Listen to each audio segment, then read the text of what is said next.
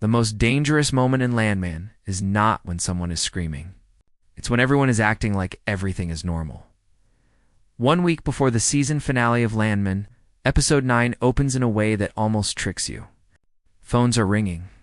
People are walking fast. Orders are being given. Arguments overlap. Everyone sounds busy. Everyone looks focused. And yet something feels wrong. Not loud wrong. Not dramatic wrong. Just heavy. Like the air in the room is too thick to breathe. This is the kind of chaos we have gotten used to in this show.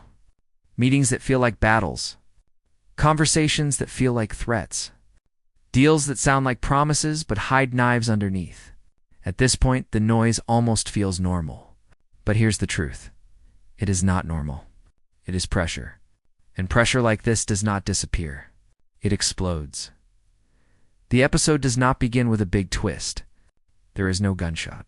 No betrayal. No shocking news. Instead, it gives us something much more dangerous: routine. Because when people in this world act like everything is under control, that is when things are actually slipping. Look at the way everyone moves. Fast, sharp, short tempers. No one is resting. No one is breathing. This is not a company running smoothly. This is a company holding itself together with pure will. And you can feel it in every scene. The tension is not hidden. It is just disguised as work. What makes this opening so powerful is that it mirrors real life. People in high-risk jobs often act like stress is normal, like it is just part of the day. But stress builds. It stays in the body. It changes how you talk, how you decide, how you react. And in Episode 9, you can see that every single character is carrying too much of it. There is no joy in the office, no sense of victory. Even when something goes right, it does not feel good. It just feels like the next problem is already waiting. That is the emotional tone of this episode. Not celebration, not fear. Just exhaustion mixed with tension, and this is important because we are not in Episode 2 or 3. We are at the edge of the finale. This is the moment when stories tighten, when mistakes matter more, when small choices become life-changing. So when the show opens in chaos that looks normal, it is telling us something very clearly. The collapse will not come from outside. It will come from inside. The anxiety in this episode is almost physical. You can feel it in the fast dialogue, in the way scenes cut quickly, in the way no one truly listens to each other. Everyone is talking, but no one is connecting. And that is always a warning sign in drama. When communication breaks down, disaster is close. What makes it even more intense is that no one seems aware of how close they are to breaking. They are functioning. They are making calls. They are giving orders. But emotionally, they are stretched thin. And when people are stretched thin, they make choices they would never make if they were calm. This opening sets the mood for everything that follows. It tells us that this episode will not be about sudden surprises. It will be about pressure reaching its limit. It will be about people making decisions because they are tired, proud, scared, or angry. Not because they are thinking clearly, and maybe that is the most realistic part of Landman. Big disasters rarely happen because someone planned them. They happen because people were too stressed to slow down, too proud to step back, too focused on winning to notice the cracks forming under their feet by the time the first few minutes of Episode 9 pass. You may not even realize your shoulders are tight. But they are, because the show has already told you something important. Without saying it directly, this is not a calm before the storm. This was supposed to feel like a win. Instead, it felt like standing on the edge of something that could swallow everyone whole. The offshore drilling project finally moves from talk to action. After weeks of planning, arguing, and pushing numbers around, the machines are no longer just ideas on paper. They are real. They are moving. Nate and Tommy spend the day going over details, checking timelines, making sure every piece falls into place. On the surface, this is progress. This is success. This is what the company has been working toward. But here's the strange part. It doesn't feel exciting. It feels tight. Every conversation between Nate and Tommy carries weight. There is no laughter, no relief. Just short answers and careful words. It's like both men know that once this machine starts turning, it cannot be stopped. And in the oil business, when something cannot be stopped, it usually means someone will pay the price later. The show does something very smart here. It does not give us dramatic music or loud celebration. Instead, it shows us how much responsibility sits on Tommy's shoulders. He is not smiling. He is not celebrating. He is calculating. He understands risk better than anyone in that room. He knows offshore work is not just another project. It is danger mixed with money. And when those two mix, things get messy fast. What makes this section powerful is the emotional difference between vision and reality. The company talks about growth, expansion, bigger profits, but Tommy sees storms, equipment failure, human error. One small mistake miles out at sea can become a headline. It can become a lawsuit. It can become a tragedy. And yet, the machine keeps moving forward. There's something almost tragic about watching Experienced. Men prepare for something they know could go wrong. They check everything twice. They speak in calm voices.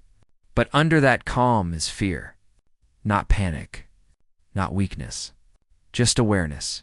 Awareness that once you go offshore, you are far away from safety. This project was meant to prove strength. Instead, it exposes pressure.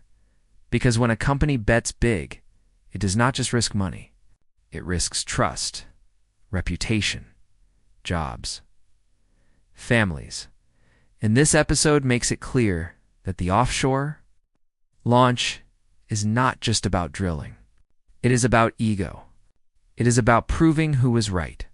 It is about showing power, and power makes people blind. Tommy's caution stands out even more here. He is not trying to stop progress. He is trying to control it. But in a world where speed equals dominance, caution starts to look like weakness. And that is dangerous. Because sometimes the most careful voice in the room is the one keeping everyone alive. The launch scene should have felt proud. It should have felt like victory. Instead, it feels like the moment in a movie when the characters open a door they should have left closed. And maybe that is the point.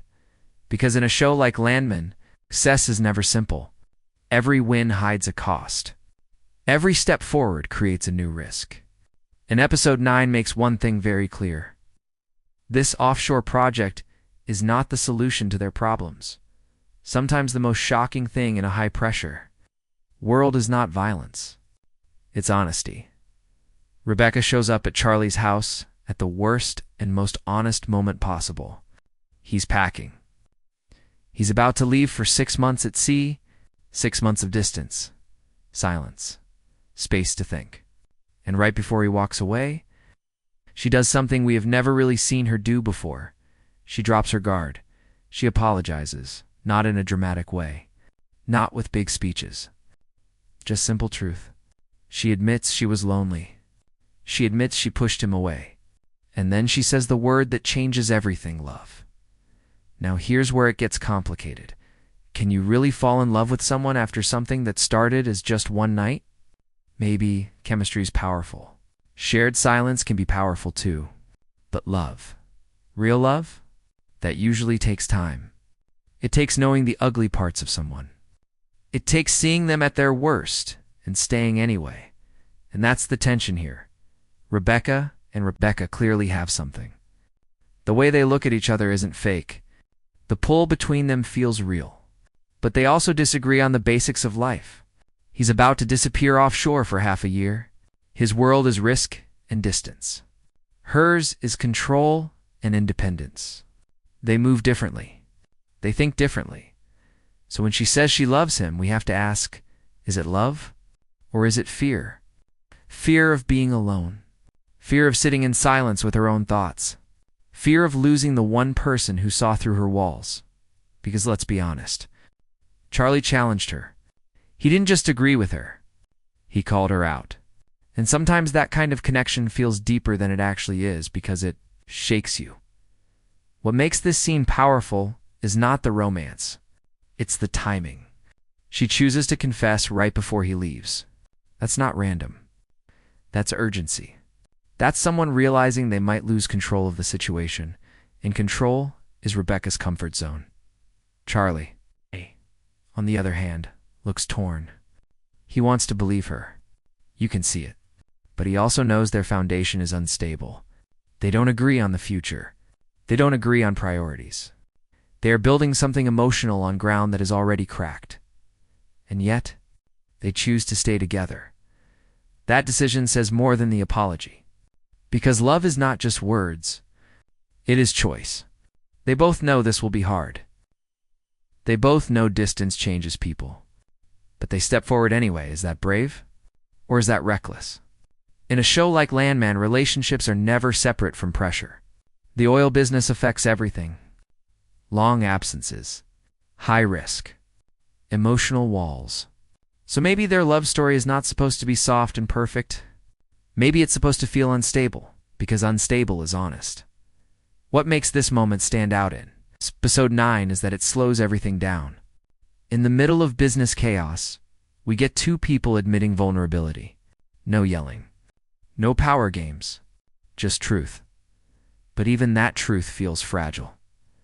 And as we move closer to the finale, you have to wonder, will 6 months at sea strengthen this connection?